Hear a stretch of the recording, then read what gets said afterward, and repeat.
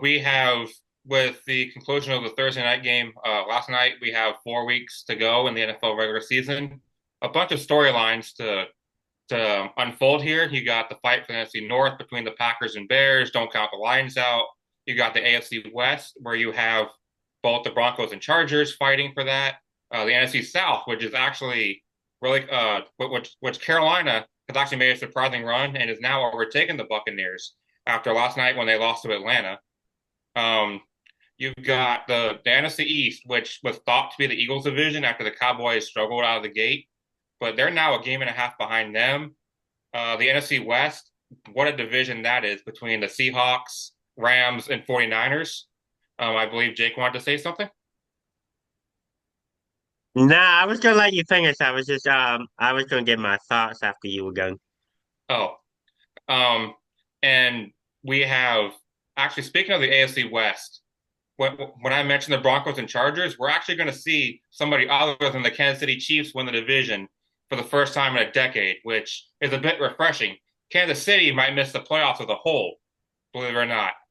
AFC South, you've got Jacksonville in first place, followed by Houston and Indianapolis at 8-5. The Texans hold the final wildcard spot, riding their 5-game win streak.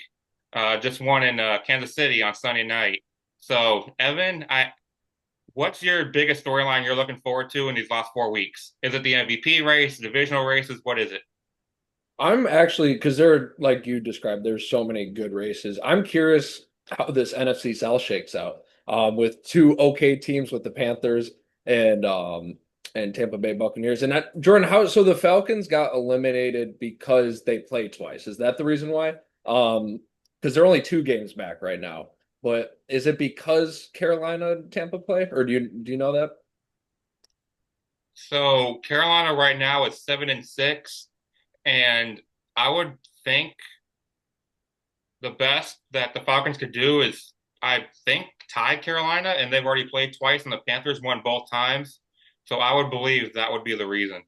So tiebreaker would go because both of Tampa and Carolina are sitting at 7 wins. So if they tied out and say both finished 7, 8, and 2, which obviously is not going to happen, but just hypothetically, if they did that and say the Falcons won out and they got to 8 and 9, but maybe because the Panthers have that head-to-head advantage, like Jordan said, that would be that. But anyways, yeah, I'm really curious about the NFC South. Mainly because I think, we talk about the last episode, we talked about coaches on the hot seat.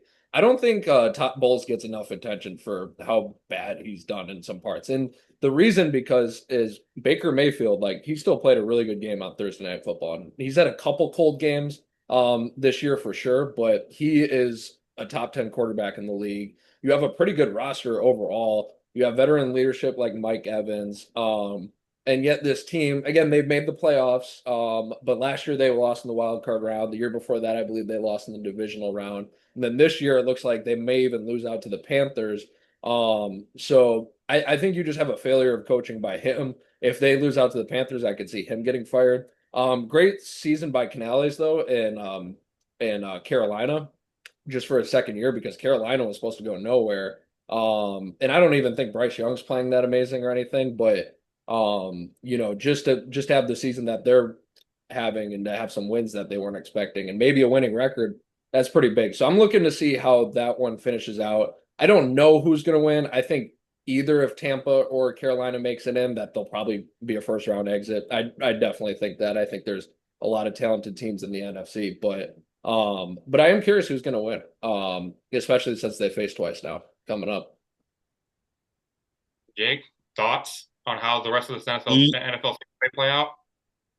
Yeah, Jordan, and I'm just gonna hammer down on one thing you say with the Kansas City Chiefs. I mean, I think that's a big surprise to, a lot of people. Obviously losers of the last 4 or 5, and they're sitting there at 6 and 7, tied with, the Dolphins and the Ravens for the fifth wild card spot right behind the Indianapolis Colts, who just signed old man Philip Rivers, and we'll talk about that a little later on the show. But yeah, I mean, I think that's a big surprise to everyone as far as, Kansas City has really dominated this last decade, of football. And you think about the Kansas City Chiefs, where does the problem lie? I mean, Patrick Mahomes is still producing. The running game is still going.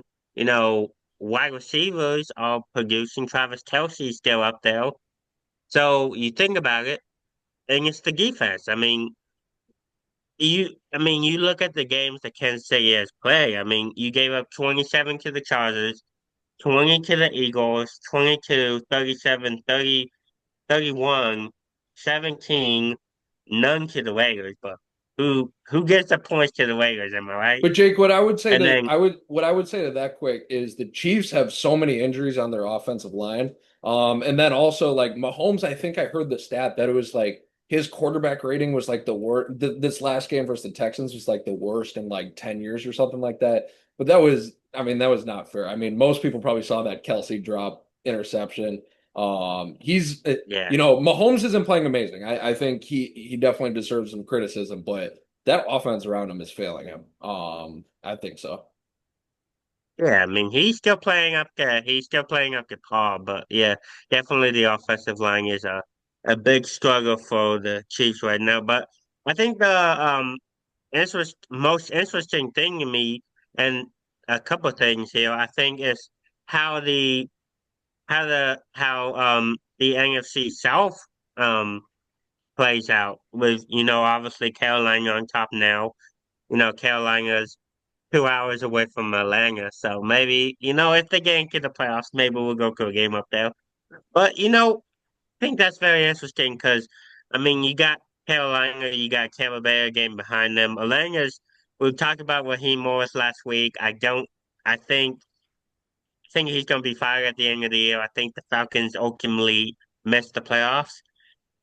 Um, so I think it comes Well, down to Tampa Bay and Carolina to win that division. And honestly, if you ask me, Bryce Young's not playing that well, but Baker Mayfield isn't either. That Tampa Bay team isn't playing good as a whole. I think you can really take Carolina to win this division. so I think the biggest story to me isn't actually any of these divisional races. It has to do with the Indianapolis Colts. And I'm not going to get too much into, the whole them signing Philip Rivers thing because, like Jake said, we'll discuss that later. It's the fact that they started 8-2, have lost 3 games in a row, have lost Daniel Jones for the year. They're on the outside of the playoffs looking in right now, and the Houston Texans occupy the final wild card spot. Houston started out 3-5, but on the backs of a relentless defense, they've won 5 games in a row, including a road game at Kansas City last Sunday night. And right now, sit just 1 game behind Jacksonville for the AFC South lead. So to me, it's just how does Houston finish out their season? Do they get a home playoff game after a 3-5 start? We'll find out. Yeah, I mean, with Indianapolis, I mean, you can say they play easy games to start the season. They played Tennessee twice.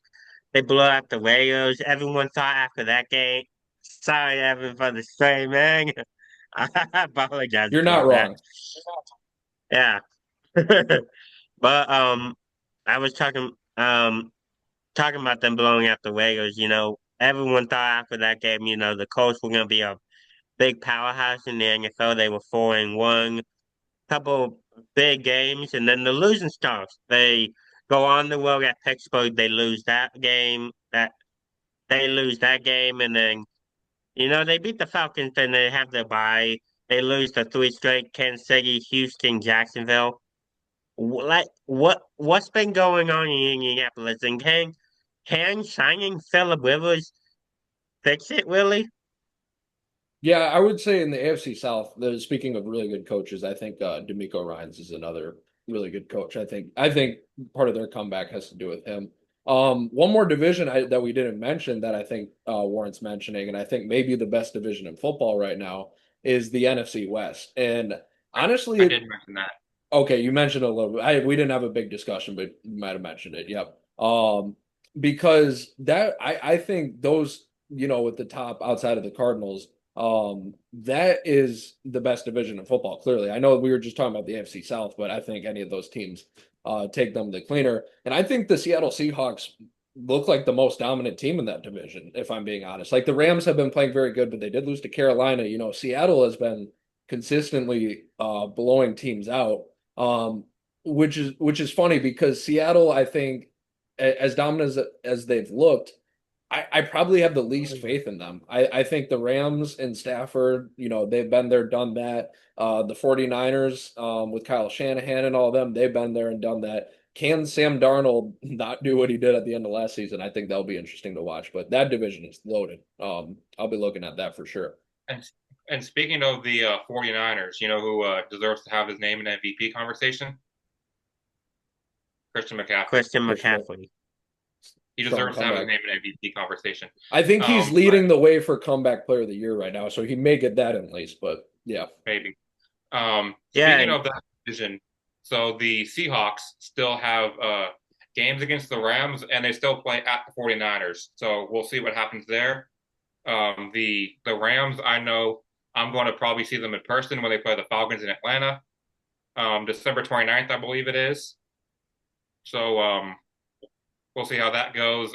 I'm excited to see my boy Matthew Stafford in what might be his last NFL season, if I'm being honest.